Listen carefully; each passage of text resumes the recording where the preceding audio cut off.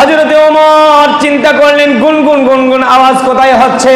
আল্লাহ রাব্বুল আলামিন হাবিবুল্লাহ জনাবে মুহাম্মদুর রাসূলুল্লাহ সাল্লাল্লাহু আলাইহি ওয়াসাল্লামের উপরে যখন কোরআন নাজিল করতেন তখন রাসূলুল্লাহ আশেপাশে যারা থাকতো তারা বুঝতে পারতেন কেমন ভাবে আয়াতগুলো নাজিল হয়ে যেত।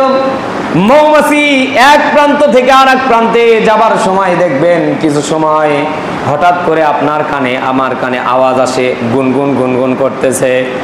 আসমানের দিকে তাকালে দেখা যায় এক ঝাঁক মৌমাছি চলে যাচ্ছে।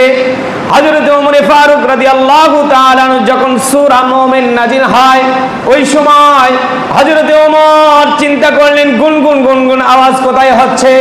তখন হযরত ওমর রাদিয়াল্লাহু তাআলা আশেপাশে খোঁজাখুঁজি করলেন, কোনো জায়গায় দেখতে পারলেন না, মৌমাছি নাই।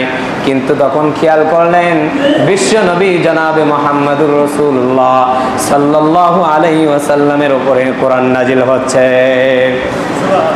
কোরআন নাজিল হবার পরে নবীজি আমার আয়াতগুলো নাজিল হবার পরে সঙ্গে সঙ্গে দুই হাত উঁচু করলেন আর আল্লাহর কাছে দোয়া করলেন, আয় রব আপনি আমার ঈমান বৃদ্ধি করে দেন, আপনি আমার উম্মতদের ঈমান বৃদ্ধি করে দেন, আপনি আমার সম্মান বৃদ্ধি করে দেন, আপনি আমার উম্মতদের সম্মান বৃদ্ধি করে দেন।